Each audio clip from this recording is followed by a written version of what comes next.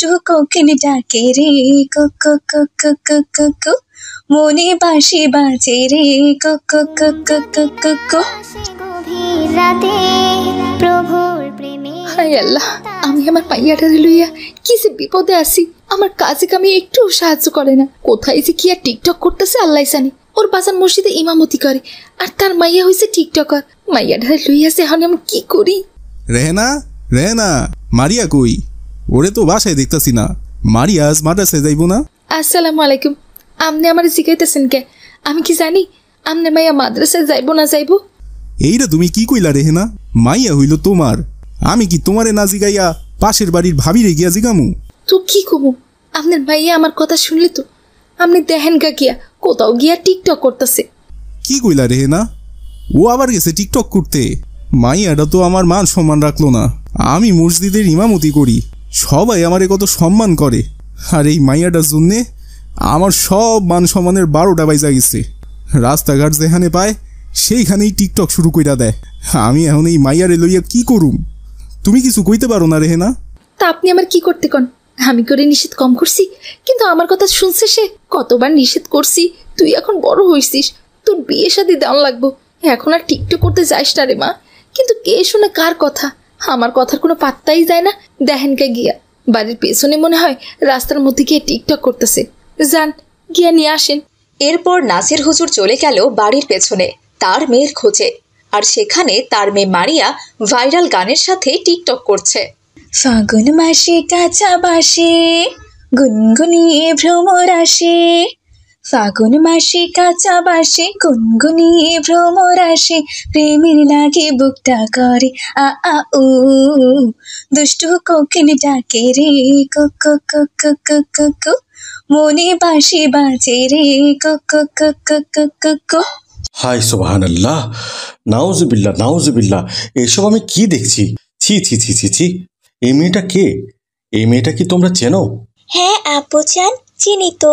ইনি হচ্ছে মারিয়া আপু, আমাদের মসজিদের ইমাম সাহেব নাসির হুজুর আছে না, ওনার মেয়ে। আমাদের মাদ্রাসাতেই পড়ে। কি বলছো ফাতেমা? এই মেয়ে মাদ্রাসায় পড়ে? এদিকে সে আবার হিজাব পরে টিকটক করছে? হ্যাঁ আপু জান, মারিয়া আপু তো অনেক দিন থেকেই টিকটক করে। তাই টিকটক করা নিয়ে মাদ্রাসার হুজুররা খুব বিরক্ত। যেখানে সেখানে সে টিকটক করতে থাকে। অনেকবার তার বাসায় হুজুররা কমপ্লেনও পাঠিয়েছে। তার বাবা অনেক শাসন করেছে, কিন্তু তাতে কোনো লাভ হয়নি। সে তবুও এখন লুকিয়ে লুকিয়ে টিকটক করে। নাউজুবিল্লাহ নাউজুবিল্লাহ, এই মেয়ে তো দেখছি আমাদের ইসলাম ধর্মকে ডুবিয়ে ছাড়বে। আমাদের ধর্মে তো এগুলো করা হারাম। ছি ছি ছি, তার উপর সে আবার আমাদের মসজিদের ইমাম সাহেবের মেয়ে। অন্য মহল্লার কেউ যদি এখন এসব বেহায়াপনা দেখে, তাহলে তো আমাদের মহল্লার কোনো মান সম্মানই থাকবে না।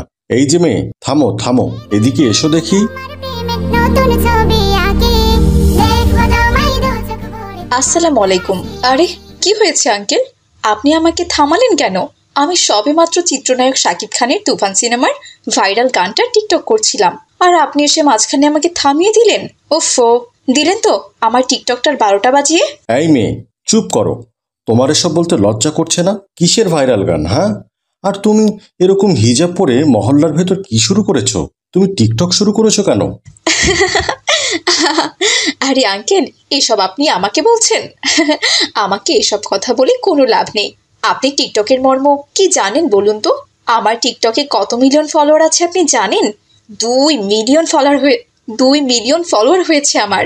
আর বোরখা হিজাবের কথা বলছেন? এই বোরখা হিজাব পরে টিকটক করি বলেই তো আমার এত এত ফলোয়ার হয়েছে। সবাই এটাকে ইউনিক মনে করে জানেন। আমার মতো বোরখা হিজাব পরে তো আর অন্য কেউ টিকটক করে না, আমি প্রথম। এজন্য সবাই আমার ভিডিও দেখতে আসে। ছি ছি ছি ছি ছি, তোমার এসব কথা বলতে লজ্জা করছে না? তুমি হিজাব পরে টিকটক করছো, আবার সেটা গর্বের সহিত বলছো। হিজাব কি টিকটক করার জিনিস? তার উপর শুনলাম তুমি নাকি আমাদের মসজিদের ইমাম সাহেবের মেয়ে। তুমি তো এই মহল্লার মান সম্মান একদম ডুবিয়ে দিবে দেখছি। আরে রাখুন তো আঙ্কেল আপনার মান সম্মান। মহল্লার মান সম্মান ধুয়ে কি আমি পানি খাবো নাকি? টিকটকের মর্ম কি সেটা যদি আপনি একবার বুঝতেন, তাহলে আপনি ওই দাড়ি টুপি পরেই টিকটক করা শুরু করে দিতেন। আর এই যে আপনার ছেলে মেয়ে, ওদেরকেও টিকটক করতে বলতেন। টিকটকের মর্ম আপনি বুঝবেন না। আপনি যেখানে যাচ্ছেন যান না, আমার কাজ আমাকে করতে দিন। তখনই সেখানে মারিয়ার বাবা নাসির হুজুর চলে এলো। মারিয়া তার বাবাকে আসতে দেখে দৌড়ে সেখান থেকে পালিয়ে গেল।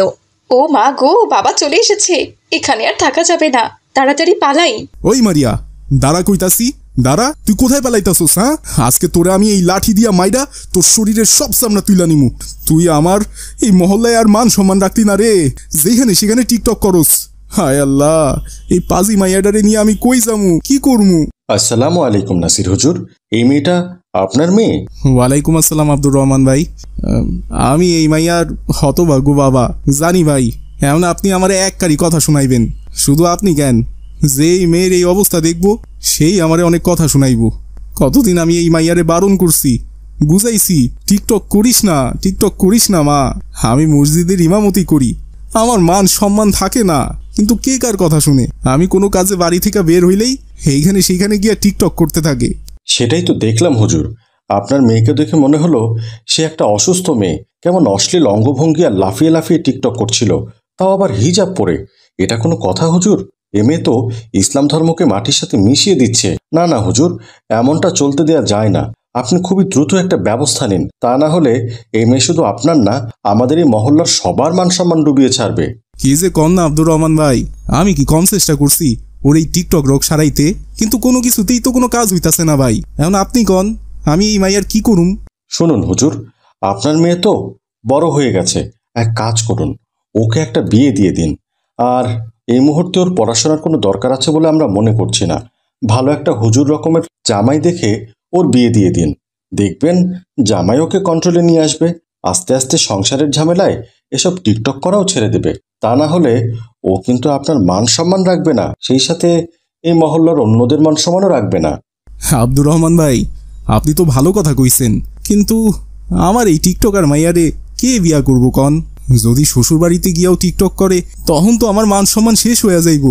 এখন তো আমি বাপ বইলা কিছু কই না, সহ্য করি, কিন্তু শ্বশুর বাড়ির মানুষ তো মানবো না, এইসব ঘাট ধইরা বাড়ি থেকে তাড়াইয়া দিব।